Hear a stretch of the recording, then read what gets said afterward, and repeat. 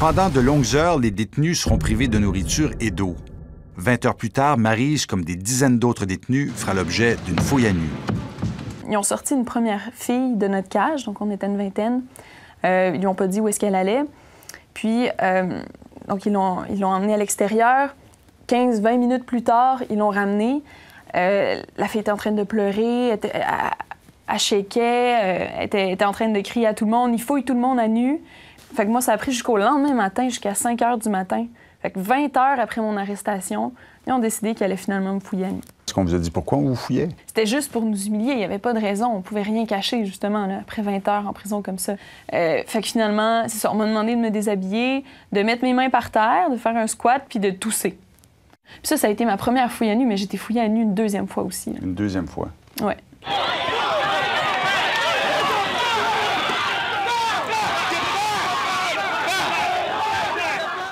Le G20 a duré moins de 48 heures, mais les arrestations se comptent par centaines. Le dimanche, les manifestants convergent vers le centre de détention pour protester contre ces arrestations. À nouveau, on sent que la police perd le contrôle face aux manifestants. Elle utilise du gaz lacrymogène et même des balles de caoutchouc. 10 autres personnes sont arrêtées.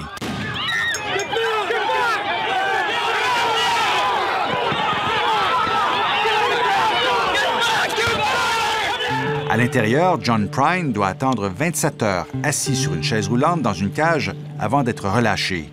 On lui a finalement remis sa prothèse, mais pas ses cannes, ni ses lunettes et son argent. Il n'a jamais pu retourner à son travail à Revenu Canada. Je suis en congé de maladie et je prends des antidépresseurs. J'essaie de m'en remettre, j'imagine. Je prends ma retraite plus tôt que prévu. Maryse Poisson passera, elle, plus de 36 heures avant de pouvoir parler à un avocat. En tout, elle sera détenue pendant 60 heures avant de comparaître devant un juge. Elle affirme que les Québécois francophones étaient ciblés par les policiers. Les 100 Québécois qui ont été arrêtés dans le gym ont été le groupe qui est resté le plus longtemps en détention. On est tous restés 50, 60 heures en détention, alors que beaucoup d'autres personnes qui ont été arrêtées dans la rue ont juste été relâchées rapidement. Jason McDonald, après avoir été arrêté, a décidé de poursuivre la police. Quand je vois un policier, mon estomac se noue. S'agit-il d'un bon ou d'un mauvais? C'est toujours ma première pensée. Maryse Poisson a été accusée de complot dans cette histoire. Mais 4 mois plus tard, les accusations sont tombées pour elle et pour la centaine de Québécois qui couchaient dans le gymnase de l'Université de Toronto. La police n'avait pas de mandat pour procéder à leur arrestation. Malgré ces témoignages, le chef de la police de Toronto continue de défendre ses hommes. Nous enquêtons les cas pour lesquels des plaintes ont été portées. Il y avait, selon moi, une véritable menace à l'ordre public dans la ville de Toronto. Nous avons tenté de trouver l'équilibre entre toutes les responsabilités qui nous incombaient. Le sommet du G20 passera à l'histoire pour avoir été le théâtre de la plus grande arrestation massive de l'histoire du Canada. Nous évaluons toujours si nous avons bien agi dans tous les cas. Je crois que nous avons fait de notre mieux. Mais faire de son mieux, est-ce suffisant pour la police? 9 enquêtes sur le comportement des policiers du chef Blair sont en cours actuellement. Ce sera aux autres de juger. Maryse Poisson est revenue à Montréal, marquée par son arrestation et sa détention à Toronto. J'étais vraiment révoltée aussi par ce qui s'est passé, là, mais profondément, là, que ça puisse se passer au Canada, puis que ça puisse se passer de cette façon-là, que personne réagisse presque. Là. Il y a toujours la vieille histoire qui revient, t'avais juste à pas aller manifester. Mais ça, c'est la pire manière de voir ça. Si on n'a plus le droit d'aller dire notre opinion, de montrer au moins qu'il y a des Canadiens qui sont en désaccord avec ce que le gouvernement canadien fait, si on dit aux gens « restez chez vous, vous avez juste à rester chez vous », ça, c'est la pire chose qui peut arriver pour moi. C'est de dire aux gens « on est dans une démocratie, mais restez chez vous, dites pas ce que vous pensez ». Sur les 320 personnes qui ont fait l'objet d'accusations, 12 ont plaidé coupables. 86 causes sont pendantes devant les tribunaux.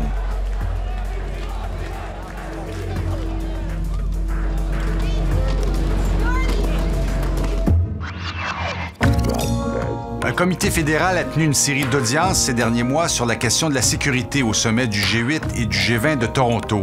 Il a remis la semaine dernière son rapport. Il est recommandé de tenir une enquête publique sur les événements de Toronto, d'examiner particulièrement l'arrestation des Québécois dans le gymnase de l'Université de Toronto et que le gouvernement présente des excuses. Les conservateurs ont voté contre.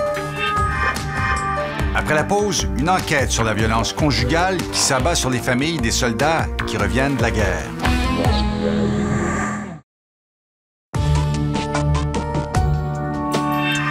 La guerre, quelle qu'elle soit, fait de nombreuses victimes.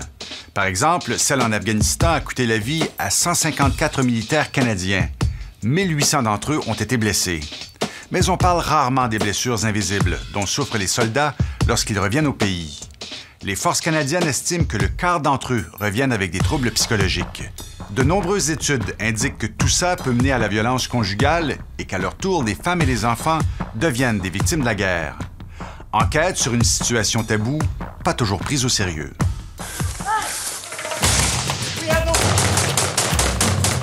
La guerre en Afghanistan dure maintenant depuis 9 ans. C'est le conflit le plus meurtrier qui implique des soldats canadiens depuis la guerre de Corée.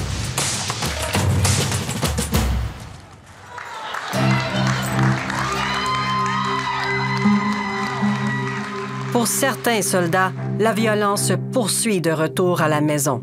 C'est des conditions qui peuvent facilement amener des tensions à l'intérieur d'une relation de couple. Les forces canadiennes savent qu'il y a de la violence conjugale dans les familles de militaires, mais refusent d'admettre l'ampleur du problème. Je ne sais pas pourquoi elle n'a pas été rendue publique. L'aide existe, mais c'est souvent trop peu, trop tard. On lui a dit qu'il y avait trop de personnes sur la liste. La vie de couple devient un enfer. Les femmes craignent le pire. Est-ce que vous aviez peur qu'il allait vous tuer? Oui. Qu'il me tue et qu'il se mette fin à ses jours. Je ouvre mes yeux puis je regarde, c'est Roger. Pas le choix de le croire. Tant que ta femme elle se réveille avec un œil noir.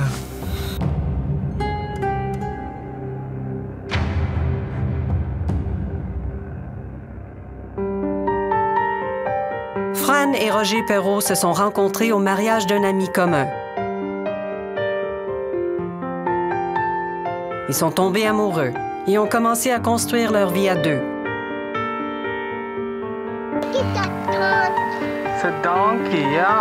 Ils ont eu 2 petites filles, puis 2 garçons. Fran est une mère pleine d'attention pour sa famille. Roger, un père affectueux.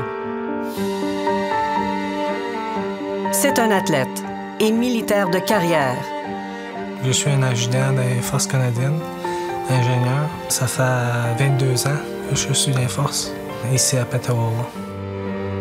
Dans les années 90, il est envoyé en mission de paix en Bosnie et en Somalie. Ce qui est bon, c'est que tu vas partout dans le monde, puis tu aides d'autres pays. Mais en 2006, c'est la guerre en Afghanistan. Push up, check those. Puis en arrivant là, comme la journée après, il y avait un décédé. Immédiatement, la réalité te frappe, tu sais. Un de ses meilleurs amis, le sergent Stachnik, est tué par un tir de roquette. Devant les militaires qu'il dirige, l'adjudant Perreault reste fort. Mais dans ses moments privés... Tu brises pas en avant des troupes. Tu brises toi-même là, dans un coin quelque part, puis tu laisses ça aller, tu sais. C'est pas facile. Sa mission en Afghanistan est écourtée. À peine 1 mois après son arrivée, une bombe artisanale le blesse gravement. C'est là qu'un médic est venu me voir parce que je saignais de la face puis des oreilles. Il m'a dit « T'es-tu correct? » J'ai dit « Ah ouais, je suis correct. » Puis là, c'est là qu'il m'a dit « Ben lève-toi d'abord si t'es correct. » Puis j'étais pas capable de me lever de la terre. Ça, j'étais pas correct.